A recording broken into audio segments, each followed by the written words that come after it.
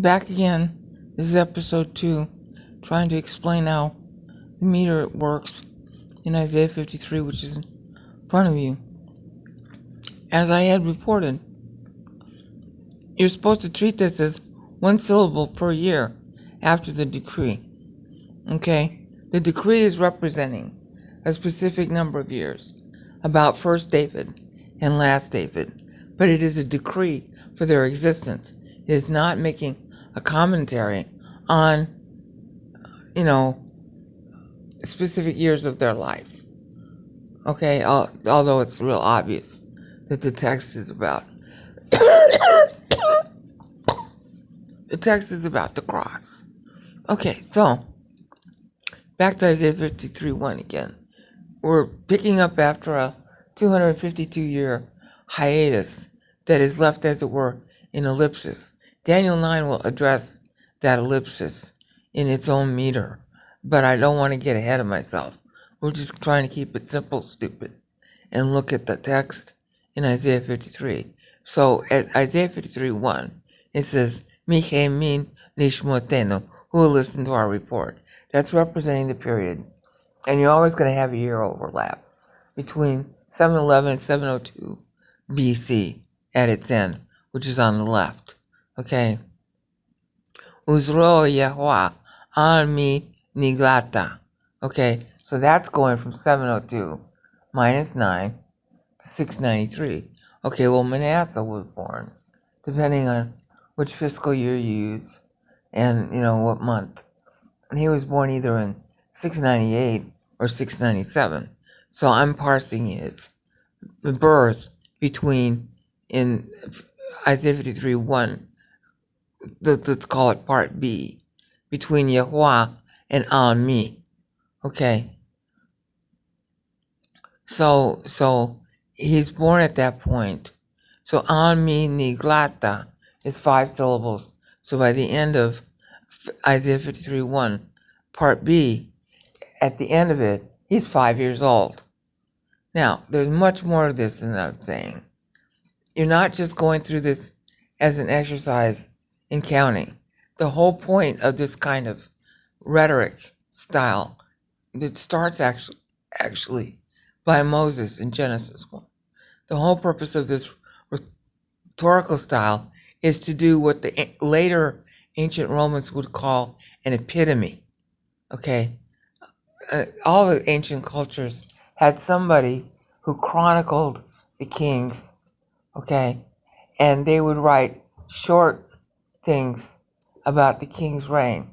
And of course, we have that in the book of Kings and in the book of Chronicles, which also embraces Israel's kings rather than just Judah, okay? And there's a different purpose for each of the two chronicles, okay? The King's Chronicle is giving you, as it were, the intro, bare bones intro. And then the Chronicles, which was written by Jeremiah, is filling it in, the text, with additional information, because Jeremiah is writing at the time the temple goes down. So the information Jeremiah writes didn't have to be in Kings, because it didn't reference anything that had bearing on the fall of the temple. Okay, when Jeremiah is writing in 1st and 2nd Chronicles, it has bearing on the fall of the temple. So what seem to be contradictions are not. He's looking at different items that are similar, or he's looking at it from a different angle in a different period of time for the same thing. So you have to be really careful when you read Kings and you read Chronicles, that when you see the differences are meant to be highlighted by the fact that they don't agree. Okay, it's real important. When they don't agree, God is calling your attention to the fact that they don't agree, and you're supposed to study why they don't agree. That's what the ancients were supposed to do with the Bible. And it's the same is true anywhere in the Bible. When you have two different passages that seem really similar, but they don't agree, God is stressing the disagreement as something you should look at. Okay? It is not a contradiction. It is not a mistake. It is a way to stress. In the ancient world, and in law even today, one of the techniques that a good lawyer will use is he'll state a previously well-established phrase in a legal document or law, and then he'll change it just a little bit to make it different, and that makes the party change stick out, which is a real important trick lawyers all use. We read text, blah, blah, blah, blah, blah. Here's a boilerplate. Oh, you changed this part. Okay? God is doing the same rhetorical finesse. I mean, I don't know how finesse it is, but that's what he's doing. So that's why you have to pay attention to this. But when he says, Isaiah 53:1, Michemin lishmoteno, okay, in English you translate that, who's gonna listen? Who listened to our report? Who paid attention? Okay? That is an epitome about the period from 711 BC to 702 BC, when Hezekiah was very new on the throne. It wasn't completely new, okay, but he was new on the throne. And basically the answer, it's sort of rhetorical, okay. Who listened to our report? Well, obviously Hezekiah did, because Isaiah was ministered to him. Obviously Hezekiah did, because he went to a great deal of trouble getting rid of, all the male prostitutes and other things that were defiling the temple in Israel proper. Okay, he didn't do as much as his, what I guess you call grandson Josiah will do, but he did a lot. Okay, and he was also fat-headed. Okay, so who listened to our report? Okay, well, Isaiah wasn't the only, prophet God deployed. Who listened to what Isaiah said and the other guys had been saying from God? Who listened? Okay, well, Hezekiah was one. So the characteristic of that period, from 711 to 702 BC, is that Hezekiah and some others listened, whereas the majority, as always, couldn't care less. It scoffed at whatever the prophet said. So that's why that text is what it is. It's telling you what was the history of the time, attitudinally, by believers and rulers. Now, it's real important to say that, because every single metered verse in Bible, it's a prophetic timeline, like this is. This is the granddaddy timeline, is in Genesis 1. This is playing to Genesis 1 and Psalm 90. So it's not a granddaddy, but a, grandson of the great granddaddy in Genesis 1 and Psalm 90, which were both written in 1400 BC. Isaiah is literally tagging his text, literally using the numbers, tagging his text to Psalm 90, which is a tag on Genesis 1. Okay, and I've done videos to show how the tags work. It's a cross-reference system. If I use 42 syllables, then there's a place in Bible earlier that also used 42 syllables, and by using the same syllable count, I'm basically cross-referencing to that other passage. I'm saying the text I'm writing now is related to the text that was written then, and that I use the syllable count to do that, because the syllable counts are all doctrinally significant as well. So the point to get out of this is that Isaiah 53:1, Michemin Lishuatenu, who is listening to our report, he's telling you the character of those years with those words. It's always interacting with the text. There's nothing secret or blind or goofball about this. Okay? It's like if I wrote a 1776 syllable poem about American independence. People would find that numbering meaningful if I tied it up with the key dates leading to 1776 in the establishment of the independence of the United States, which, you could go back in time and start, in the 1500s, about how did the United States come to exist, all right? Well, it came to exist because of a rolling Reformation series of, boiling over how to read Bible that really started, with Luther.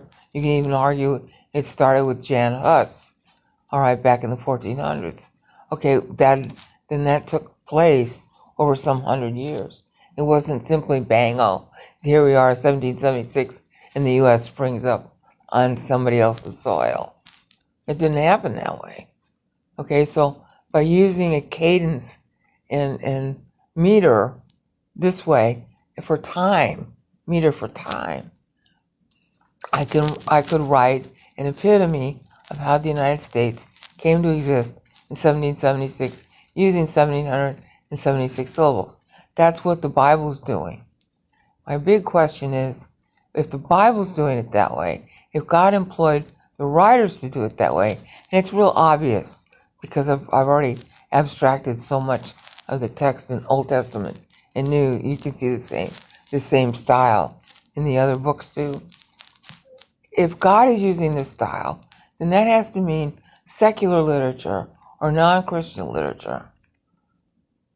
The writers use something like this style, which is extremely important to rectify because for 500 years, Bible scholars did not notice this.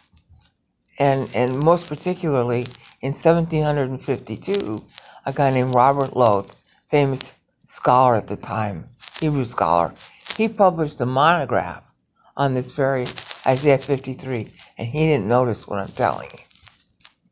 Even though he parsed the syllables, he made the counts generally close enough to correct. They should have noticed the pattern that I'm showing you here in the video. Okay, he didn't notice the pattern. And nobody noticed it with him. And when he was trying to figure out, well, what kind of meter pattern does the Bible use? He thinks it's supposed to have strophes and other kind of fakakta, Western, ancient, classical Greek ideas of poetry in it. He didn't look at the text itself for what pattern it shows. And so he never woke up from his hallucination that somehow the Bible text was supposed to emulate some secular culture. Poetry. It's not poetry. It's a time accounting meter. There's more than one kind of meter. It should have dawned on him. It didn't. And it's not dawned on anybody since. So that's why somebody laying in her deathbed, here on, what is it, August 7th?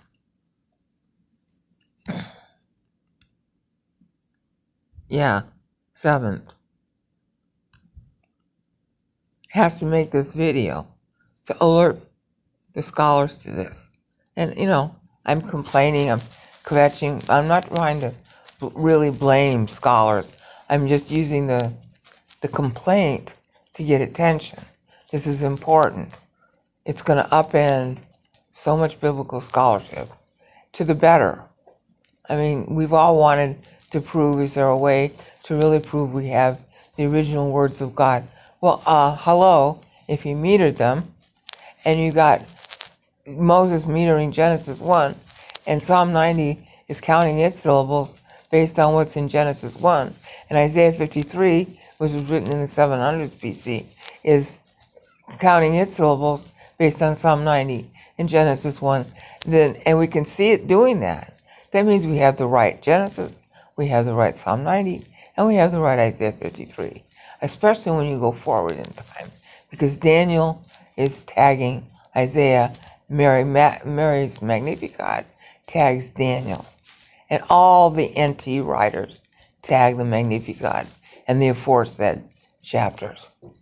They all do, predictably. And in each case, both the text and the numbers that are used are really meaningful in this, what became known as, to the ancient Romans, an epitome. He's commenting on a period of history when a ruler was ruling about what that ruler did and whether he was any good. And in the Bible, he's commenting really on two groups, the kings and also the believers. Okay? And of course you can read that in the text. If you didn't, you wouldn't even need to know. But the meter tells you precise dates, which is real important because there's a lot of confusion over what kings ruled when and whether or not their ages plus their period of rulership at the time they ascend the throne alone, is what Bible means. Or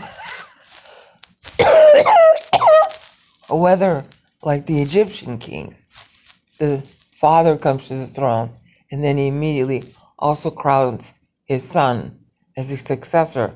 So the technical crowning date of the son, even though he's not ruling, might be measured in the annals. Okay, that's what the Bible is doing. Sometimes it counts the person from the day his father crowned him versus the day he becomes king in his own right, alone because his father passes. Okay, that solves a lot of problems for scholars. Okay, because like here, we're talking about Manasseh getting crowned at birth in Isaiah 53, 1b, right after the word Yahweh. Uzro Yahweh. Right after Yahweh. That's when Manasseh is born.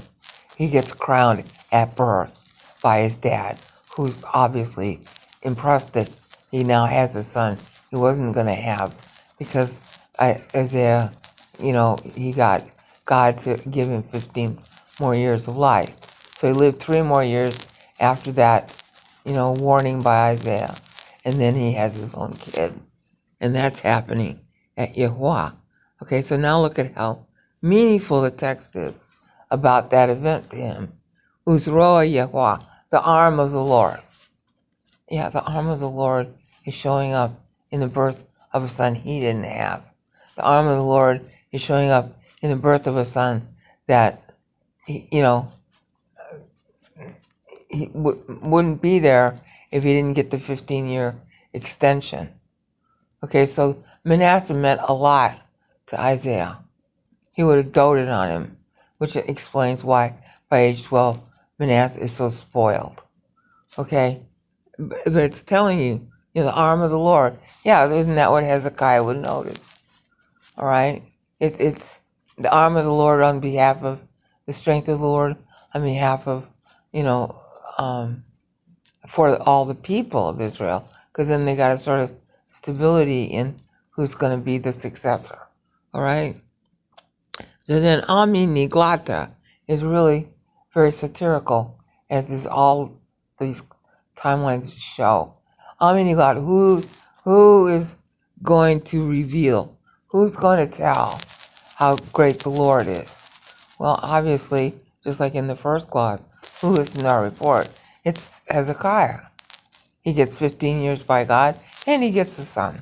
So Hezekiah is going to be singing the praises of God and building his fat head too at the same time, as we later see. Okay, so that's typical of the time. In this case, from 702 BC to 693 BC, because it's 9 syllables. All right. At that point, our boy Hezekiah's only got 5 years left to live. So he already died. He's going to die in 686. So he's got 7 years left to live at that point. All right. So this is telling you, the first clause in Isaiah 53:1 is telling you about Hezekiah, his attitude, and the few like him listening to God. Okay. The second clause is basically establishing the birth of Manasseh as the arm of the Lord, and proof of the arm of the Lord. Okay, and then who's gonna reveal this? Well, obviously, Hezekiah would. All right, and a few. So he's telling you the character of the time again by doing this. Okay, so then we get to Isaiah 53:2. Now look at this one. Waya'al kayonek lefnai. At the L of lefnai. Okay, at the L, that's when Hezekiah dies, which is kind of a cute pun, because Fanai means before his face. Okay, in front of his face to face. So just at the L part, you got the word face to face in Hebrew, and that's when Hezekiah dies and is face to face with the Lord. And his son Manasseh, at the ripe old age of 12, totally spoiled, is also face to face with being alone the king on the throne of Judah. You see, this kind of punning using the text coupled with when the meter's hitting the events, okay? And, Isaiah's writing this before there is a Hezekiah. Well, when there is a Hezekiah. He's writing this before there is a Manasseh, because Isaiah's going to be dead before Manasseh is. Okay? As far as I know, maybe not. Okay? But that's Isaiah 53 too. Okay, well, Kayunek left. Oops, there goes Hezekiah. Now face, in the last two syllables in the 53:2a, the last two syllables is face to face with. Okay, well now Hezekiah is gone from the earth and he's face to face with God. You see the cleverness of the pitching of the wording with the meter. It's telling you pithy things that you wouldn't know from the translation, and you certainly wouldn't know from the original if you didn't know the meter. It's the text in its own way is generic about Christ. Okay, but it's also now playing the second role of a countdown to Messiah.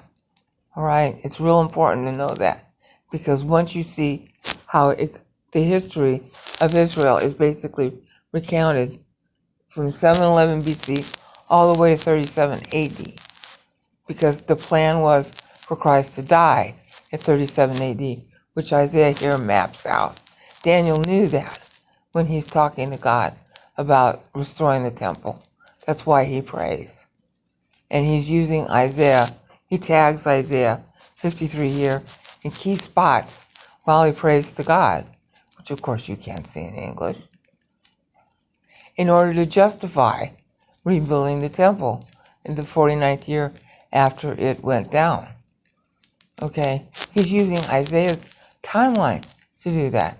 And he's even referencing the ellipses in the timeline. And then when God answers him in Daniel 9:24-27, God is also referencing the ellipses in both Isaiah and Daniel, because Daniel leaves his own ellipses. Okay, so God is saying, hi, here's how the missing period of time that I'm not telling you about is going to get spent. And that gets spent in what we think is, well, what's this 49 and 70 and 62 weeks? What's all this? Why is it written like that? There's a reason. God is accounting time. He's accounting time with an accounting method that started in Genesis 1, which Isaiah is here picking up and elaborating on from Genesis 1 and Psalm 90, that Daniel elaborates on, and God is tying all of them together in his reply. And that's why those numbers are what they are. And scholars don't know this because they're busy looking for strophes. They're busy thinking that, meter can only be poetry. Really? A, B, C, D, E, F, G. That's not poetry, but it is meter. Helps you remember your alphabet. Okay? There's lots of different meters. The light bulbs didn't go on. Okay? But this is obviously a valuable way of seeing what the writer meant in writing scripture, which is the whole goal of hermeneutics. What did the writer intend? Okay? Well, here's a real good way to see it. Oh, and by the way, it helps us prove we have the same words as the original writers wrote, because later writers are literally quoting them by a meter, and we have the same text that the writers used for quoting. So then we have the original words, despite all the editing and all the other arguments people bring up against the Bible.